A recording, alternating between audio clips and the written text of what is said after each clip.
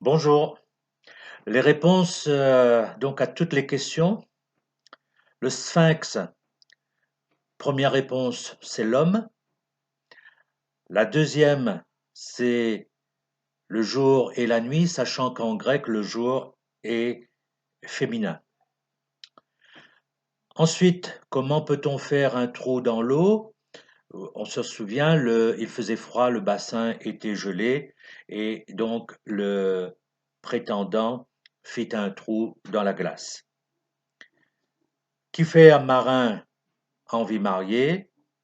Ben, pour gagner une belle-mère, donc il y a un jeu de mots avec belle-maman et puis bien sûr la mère. Jardin d'un bordage rempart, la moustache. C'est vrai que là, on avait commencé une série de devinettes sur le corps. Une petite histoire très courte. Il était une fois un garçon très en colère contre sa maman. Elle était borgne et à la place d'un œil, elle avait un trou.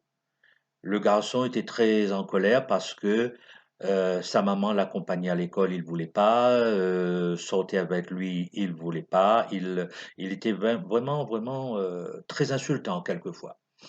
Et puis il grandit, il fait sa vie, il oublie même qu'il a une maman et quand on lui pose des questions, il est orphelin. Un jour, dans le courrier, il reçoit une lettre du notaire. Il y a une enveloppe et dans cette enveloppe, sa maman lui écrit une lettre. Elle commence par s'excuser de toutes les colères qu'elle lui a causées. Mais voilà, lui dit-elle, quand tu es né avec une malformation de l'œil. Soit on pouvait faire une greffe, soit tu perdais les deux yeux. Et je ne voulais pas que tu sois aveugle, je voulais que tu puisses voir le monde. C'est ainsi, sans réfléchir, eh ben, je t'ai fait don de mon œil, c'est pour ça que j'ai un trou maintenant. Elle termine sa lettre en lui demandant encore pardon pour tant de souffrance et de colère. Elle voulait tout simplement qu'il puisse voir toute la beauté du monde. Il n'y a vu que la laideur de sa maman.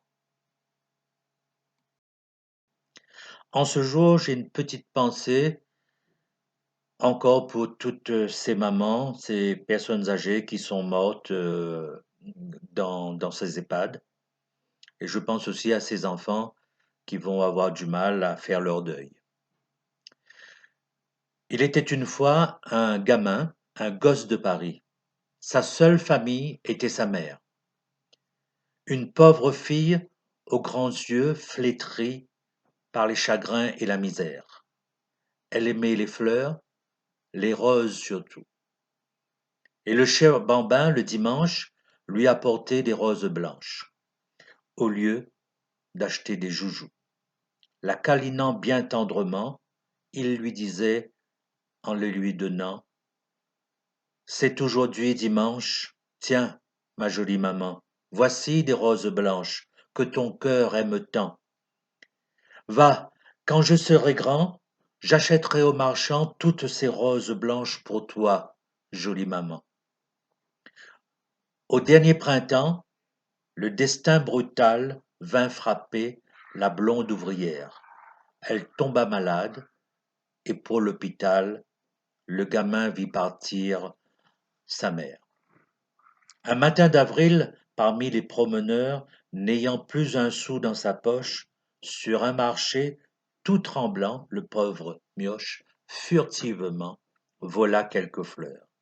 La fleuriste, l'ayant surpris, en baissant la tête, il lui dit: c'est aujourd'hui dimanche, et j'allais voir maman. J'ai pris ces roses blanches, elle les aime tant. Sur son petit lit blanc, là-bas, elle m'attend. J'ai pris ces roses blanches pour ma jolie maman.